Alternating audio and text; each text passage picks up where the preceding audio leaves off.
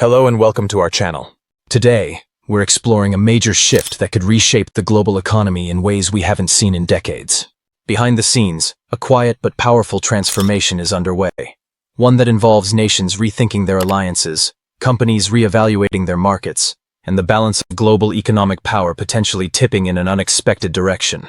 At the center of this shift is Canada, which has made a surprising yet strategic move. In response to growing economic pressure from U.S. tariffs, Canada is deepening its trade relationship with China, one of the world's most influential economies. This pivot could signal not just a temporary workaround, but a deeper realignment in how countries do business, and with whom. What's happening couldn't come at a more critical time. The United States, traditionally the dominant force in global trade, is now entangled in a tense trade war. Not just with China, but also with some of its closest allies, including Europe, Mexico, and even Canada itself. These escalating trade tensions have pushed long-standing partners to explore alternatives.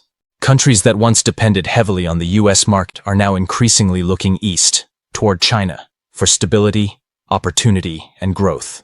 That raises an important question. Are we witnessing the gradual emergence of a new economic superpower? And if so, what does that mean for America's global influence, its economy, and the daily lives of its citizens? To understand the bigger picture, we need to rewind a bit.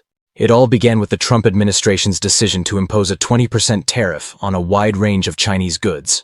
The stated goal was to pressure China into changing its trade practices and economic policies, particularly those the U.S. deemed unfair or damaging to American industries.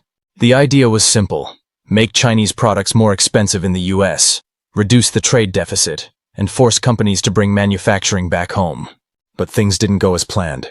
Instead of caving to U.S. demands, China pushed back hard. It slashed imports from American companies, targeted U.S. industries with counter-tariffs, and accelerated trade negotiations with other global partners. Among those partners, Canada and the European Union. This response caught the U.S. off guard. Suddenly, American businesses found themselves squeezed between rising costs and falling demand. Farmers who once shipped massive quantities of soybeans, corn, and wheat to China were left with unsold stockpiles. Factories that relied on Chinese components faced rising expenses. Energy companies saw a drop in exports as China reduced purchases of U.S. oil and gas. In the void left behind, companies from other countries swooped in to fill the gap, capturing the business the U.S. was losing. What many people don't fully realize is just how deeply interconnected American companies are with China. Not just in terms of manufacturing, but in terms of sales and growth. China isn't just a low-cost production hub. It's a massive consumer market with over 1 billion potential customers. And for many U.S. companies, it's absolutely essential. Take Apple, for example. A large portion of its iPhones are assembled in China, and around 16% of its total sales come from Chinese consumers. Qualcomm, the chip-making giant, earns nearly half its revenue from China. For these companies, losing access to the Chinese market would be more than a setback. It would be a major financial blow. And it doesn't stop there. The automotive industry is also deeply reliant on China. General Motors actually sells more vehicles in China than it does in the U.S. Ford, too, has significant operations and customer bases in the region. If trade tensions continue, these companies face a dual hit: higher costs to bring products into the U.S. and fewer customers to buy them abroad. Other household names are equally vulnerable. Nike earned more than $7 billion in revenue from China in just a single year. Starbucks, which has rapidly expanded across Chinese cities, sees the country as its most promising growth market outside the U.S. These brands, and many others, are tightly woven into the Chinese economy. So when tariffs are imposed, the pain isn't felt by foreign companies alone. American companies are forced to make difficult decisions. They can absorb the extra costs and watch their profits shrink, or they can raise prices and risk losing customers at home. Either way, the impact is real. Prices for raw materials like steel and aluminum have gone up, pushing up the costs of building homes, manufacturing vehicles, and even making simple household goods. Everyday products, trash cans, coffee makers, soda cans, have all become more expensive. Some argue that tariffs will bring jobs back to the U.S., but the reality is more complicated. Labor in America is significantly more expensive, and much of the manufacturing infrastructure has already been moved overseas. It would take years and massive investment to rebuild factories, retrain workers, and source raw materials domestically. The clothing industry is a perfect case in point. Even with tariffs in place, it remains far cheaper to produce garments in countries like China than to try restarting textile mills in the U.S.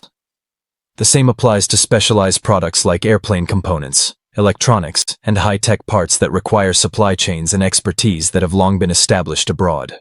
In the short term, this means higher costs for businesses, higher prices for consumers, and job uncertainty for workers in affected industries.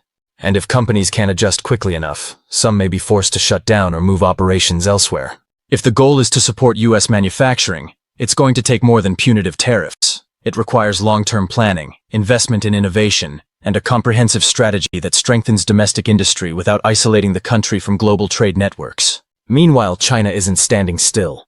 It's actively building new alliances and expanding its influence through trade deals with nations like Canada, the European Union, and even developing countries that are eager for investment and market access. As China reduces its reliance on American goods, it is increasing economic ties elsewhere, and that shift is leaving the U.S. with fewer options and diminished leverage. American industries that once thrived on Chinese demand are now feeling the sting. Farmers are stuck with unsold crops, prices are plummeting, and rural economies are struggling. Manufacturers can't move their products as easily as before. Energy exports are declining. Other nations are quickly stepping in to fill the gap, offering competitive deals and snatching up contracts the U.S. used to hold. And this isn't just a problem for exporters. Big box retailers like Walmart, which depend on low-cost goods to keep prices affordable for American families, are being hit too. As supply chain costs rise, they're forced to choose between shrinking their profit margins or passing the costs on to consumers. Either way, everyday Americans end up paying more for food, clothing, electronics, and household essentials. All of this paints a troubling picture. While tariffs may have been intended to punish China and protect American jobs, the ripple effects are causing just as much harm, if not more, on this side of the ocean. The global economy is shifting, and if the U.S. doesn't adapt with smart, forward-looking policies, it risks falling behind. The question now is not just whether China is rising, but whether the U.S. is preparing for what comes next, or clinging to strategies that no longer work in a fast-changing world. Prices are rising, and tariffs are hitting harder than anyone expected. Even retail giants like Walmart are feeling the strain. They've been forced to ask their Chinese suppliers to lower prices to keep costs down for American consumers. But that didn't go over well. The Chinese government wasn't pleased and summoned Walmart representatives for a serious behind-closed-doors discussion. What might have once been just a business matter is now a flashpoint in a growing geopolitical battle. This single event reveals a deeper truth. The strain between the United States and China is no longer just political. It's spreading into corporate boardrooms, supply chains, and everyday transactions. The tension is growing, not just between two nations, but across industries, economies, and governments. And what happens next could reshape the global economy in ways we're only beginning to understand. As the United States doubles down on tariffs, China isn't standing still. It's moving quickly and strategically, playing a long game that most underestimated. While Washington focuses on confrontation, China is already on the ground in Europe. Its diplomats are meeting with leaders across the continent, leaders weary of being caught in the crossfire of America's trade aggression. China's message is simple but powerful. We are not your enemy. We are your calm, stable partner in trade. And for a Europe tired of tension and disruption, that message is landing. If European nations embrace China's offer, the consequences could be enormous. Trade between China and Europe could surge, forming a powerful economic bloc that pushes the United States further to the margins. For the U.S. and for President Trump, this isn't just a setback, it's a slow-motion nightmare. The original intent of the tariffs was clear: weaken China's economy, bring manufacturing back to America, and reassert control over global trade. But that strategy is unraveling. Rather than bringing China to its knees, it has pushed the country to build new alliances and sign lucrative deals. It's made Beijing more determined, more innovative, and more connected to the rest of the world. And while China gains ground, the U.S. finds itself increasingly isolated. Back home, red flags are everywhere. Inflation, while officially modest, is threatening to break out as tariffs inflate the cost of imported goods. The Federal Reserve is cornered, facing an impossible choice: raise interest rates to tamp down inflation, risk crushing economic growth, or hold back and let trade tensions slowly throttle the economy. Meanwhile, energy markets, a pillar of American power, are undergoing a radical transformation. Canada, long America's most loyal energy supplier, is pivoting. Hit by U.S. tariffs, Canada has begun forging stronger ties with China, reshaping the global energy map in real time. At the center of this shift is the Trans Mountain Pipeline, a massive infrastructure project that enables Canada to send oil directly to Asia, bypassing the U.S. entirely. China's demand for natural gas is also exploding, and Canada's massive LNG terminal in British Columbia, slated to open in 2025, is poised to feed that hunger. This single terminal will export 14 million tons of liquefied natural gas every year. It's a bold bet on the future of energy, and a signal that Canada is no longer just a regional supplier. It's stepping onto the global stage. Canadian companies are acting fast. They're not waiting. They're signing long-term deals, locking in customers, and securing their place in the future of global energy. RC Resources, for example, recently inked a major contract to supply 1.5 million tons of LNG annually to ExxonMobil's Asia-Pacific division. It's a perfect match for China's strategy.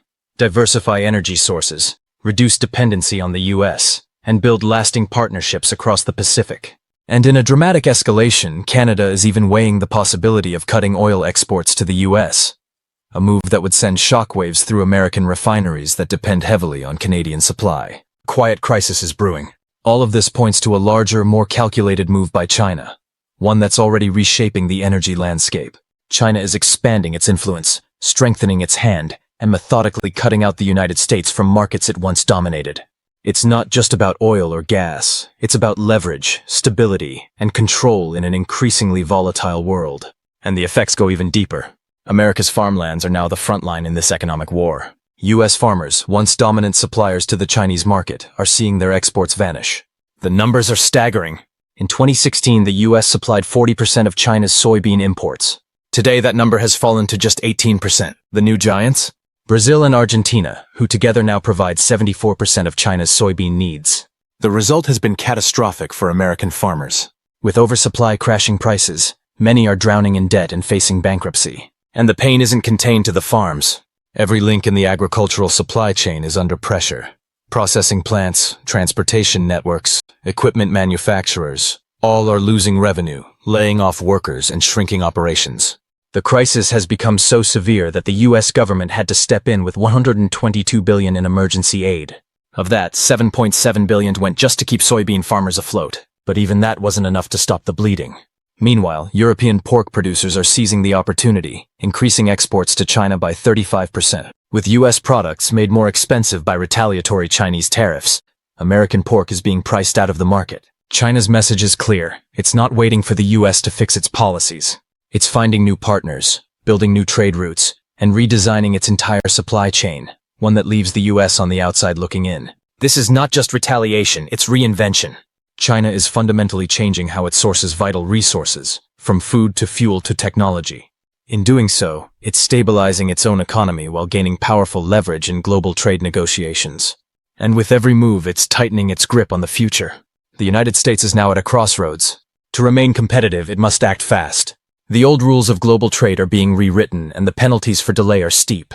If America doesn't rethink its strategy now, if it clings to outdated tactics and misreads global trends, it risks being left behind, cut out of critical supply chains, sidelined in major deals, and stripped of the influence it once wielded in shaping the global economy. The stakes could not be higher.